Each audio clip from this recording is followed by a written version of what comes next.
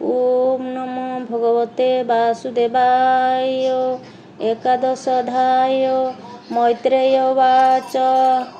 शुण विदुर एकचित्ते से काल रूप सांख्य मते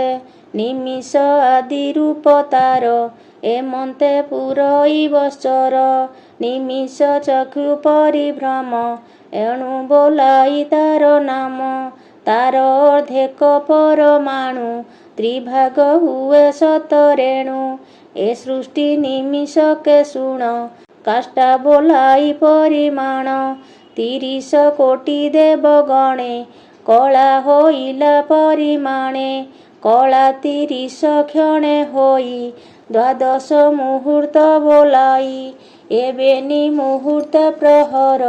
ए अन्ते से 8 प्रकार तार 12 गुण अर्धे चतुर अंगुली विराजे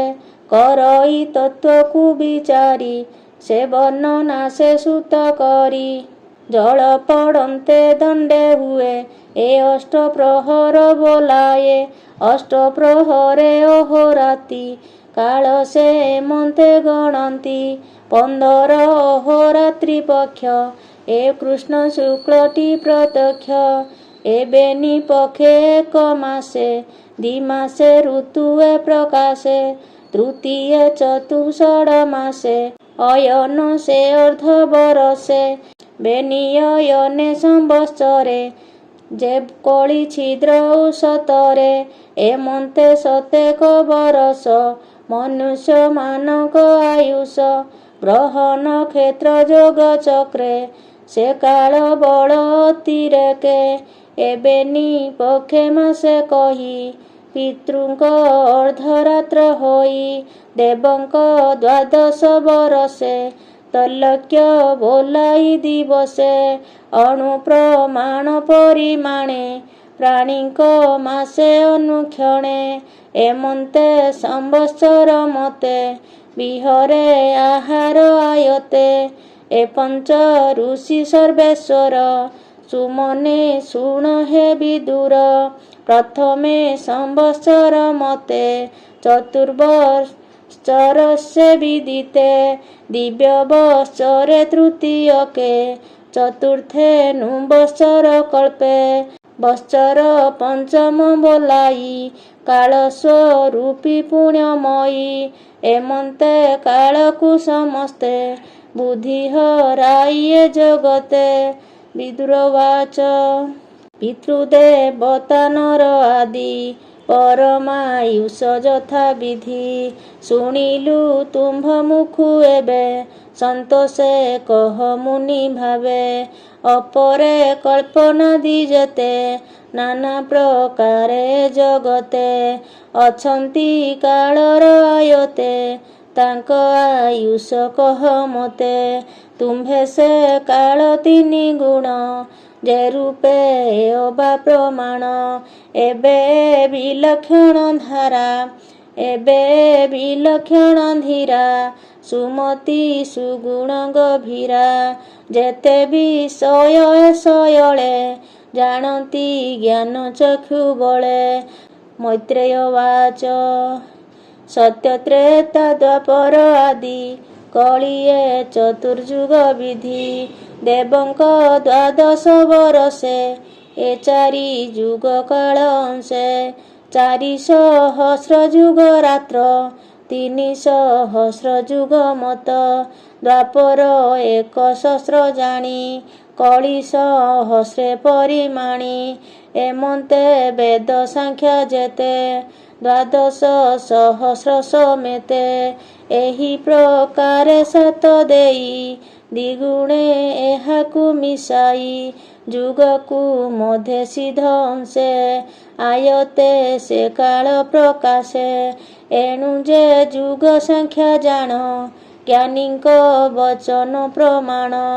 जे रूपे सेवा धर्म विधि कर्म साधने अनुवादी चतुर्थ द्वितीय तृतीय कली रे 1 पाद रहे देवंक सहस्र संजोग ब्रह्मादि बस काल भोग चतुर 10 मनु भोगे ଏ ବିଧି ସଜନା ସଂଯୋগে ମନୁର ବଂଶେ ମନୁରାତ୍ରେ ପିତୃଦେବତାଙ୍କ ସମୀପେ ତିନି ଭୁବନେ ପ୍ରାଣୀ ଯେତେ ଭୁଞ୍ଜନ୍ତି କଳ୍ପ ପରିଜନ୍ତେ ଏ ସୃଷ୍ଟି କରି ତିନି ନାମ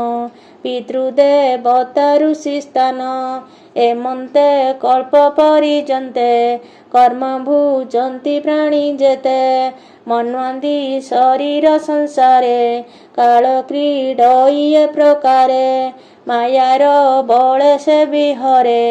ବ୍ରହ୍ମାଦି ବସନ୍ତ କରେ ନିଶାଗମେ ପୂର୍ଣ୍ଣ ଦେହି ମୌନ ବ୍ରତେ ସେ ବସଇ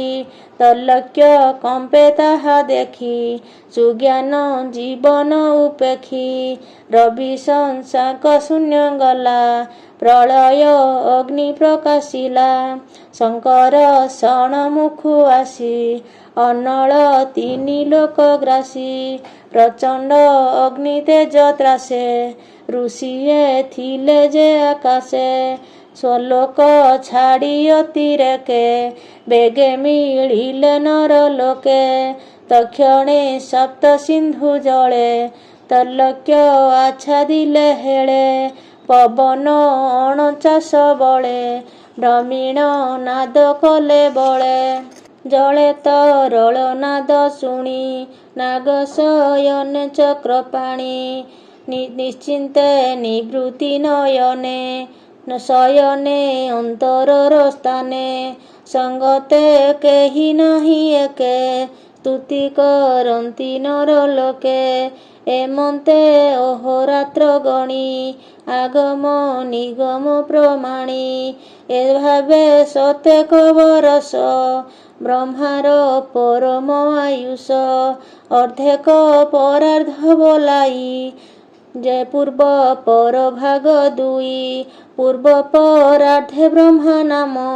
ଶବଦ ବ୍ରହ୍ମା ଅନୁପମ ପରାର୍ଦ୍ଧ କଳ୍ପ ଯେବେ ହୁଏ ସେ ପଦ୍ମ କଳ୍ପ ନାମ ବହେ ବିଷ୍ଣୁର ନାଭି ପଦୁ ଜାତ ତେଣୁ ସେ ପୂଜେ ବେଦ ମତ ଦ୍ୱିତୀୟ କଳ୍ପ ଏବେ କହି ସତେକ ବରଷ ବୋଲାଇ ଯେବେ କଳ୍ପନ୍ତେ ନର ହରି ସେତେ ବରାହ ରୂପ ଧରି ଏବେ ନିକଳ୍ପ ଋଷି କାଳ ନିମିଷ ଆଦି ଅନ୍ତରାଳ ଅନାଦି ଅବ୍ୟକ୍ତ ମହିମା ଅନନ୍ତ ଈଶ୍ୱରଙ୍କ ସୀମା 1600 ପ୍ରକାର ସଂସାରେ ନାନା ବିଷୟ ରୂପ ଧରେ ଏମନ୍ତେ ତୋଷ ଆଦି ଅନ୍ତେ 50 କୋଟି ପରିଜନ୍ତେ 10 ଭରଣ ଯାର ଦେହେ ଦିଶନ୍ତି ପରମାଣୁ ପ୍ରାୟେ ବ୍ରହ୍ମ ଅକ୍ଷର ତାର ଗୁଣ ସର୍ବକାରଣ ସେ ଧାରଣ ତାର ଚରଣେ ଦେଇ ଚିତ କହିଲା ଦାସ ଜଗନ୍ନାଥ ଇତି ଶ୍ରୀମଦ୍ଭାଗବତେ ମହାପୁରାଣେ ପାରମହଂସ ସଂହିତାୟ ବୟାସିକ୍ୟାଂ ତୃତୀୟ ସ୍କନ୍ଧେ ସତ୍ୟକାଳ ବର୍ଣ୍ଣନେ ମୈତ୍ରେୟ ବିଦୁର ସମ୍ବାଦେ ନାମ ଏକାଦଶୋऽଧ୍ୟାୟ। ଓಂ ନମୋ ଭଗବତେ ବାସୁଦେବାୟ।